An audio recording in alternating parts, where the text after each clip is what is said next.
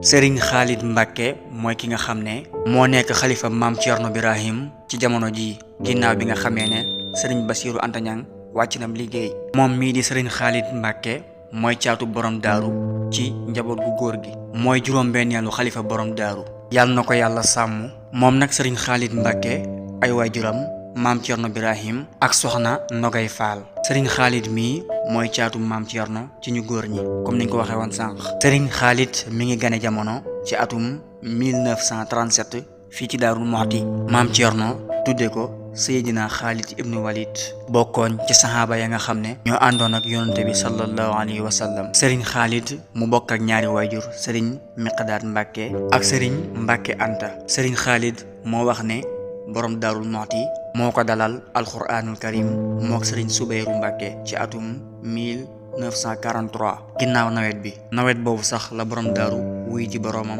ci le 26 août 1943 ginnaaw bi ñu yóbbu ko kër Serigne Jëmb Cissé fa la tàmbalee am njàngum alquranam demaat na kër Serigne Thierno Ndiaye Barama fa la àggalee ba wattu alquran ba bind ab kaamil. Serigne Thierno Ndiaye mi ko jàngal sax moo ko njëkk a tudde doom te booba Serigne Khalid tut tànk la woon. Serigne Khalid soo ko dem koso ca magam Serigne Mahmadan Mbacké fa la jànge xam-xam waaye lii yëpp nag mi ngi amee woon ci ndigalul magam kilifaam Serigne Muudu Awa Balla Mbacké ndax miinul baayam moo nekkoon waajuram di léppam. Serigne Khalid taxoo woon ak Serigne Mahmadan mu doyloo woon ko ci léppam. nee na saa yu Serigne bi mosaa am gan man la yebal ma dem rëbbali ko lum tere la gan ga. naka noonu daana ko yebal muy taxawu ji ñu wàññiku ak di ko tuddali taalibe yi am gan. bi mu dellu see Daarul Muxti mu nekk ci ginnaaw magam Serigne Muudu Awa Balla di ko liggéeyal di tërbiyawu comme ni ko taalibe yi di defee. Serigne Khalid lamboo mbooleem jikkooy sang boole ko xam-xam bi li muy bari teewul muy ko woyof lool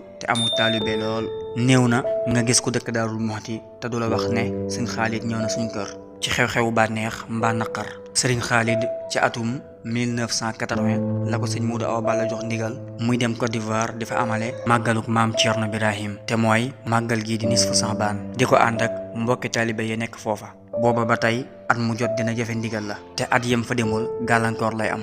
moom nag Serigne Moussa Ka ñaanal na ko ca marsiya ba wax ni Xaalidu Mbàkke yàlla na ànd ak xaalidin fii jannatil firdawsi waaye ne leen amiin. Serigne Khalid mbooleem doomi borom daaru yëpp gërëm nañ ko ñëpp la yemale woon def leen ñuy ay sëriñam lu mu am bokk kook ñoom te du leen laaj dara booleeg waa Daarul Muxti ak gox yi ñu dëkkee ñëpp bëgg ko sopp ko ndax woyaf gi ak taalibe gi. Serigne Khalid nekk xalifa borom daaru ci jamono ji muy lif njaboot gi ak mbooli seen taalibe yi yàlla na yàlla guddal fanam te sàmm ko may ko wér ba mu àggale yéeneem ci liggéeyu borom Daarul Muxti barke borom Daarul Muxti barke Cheikhana Ahmad al Khadim.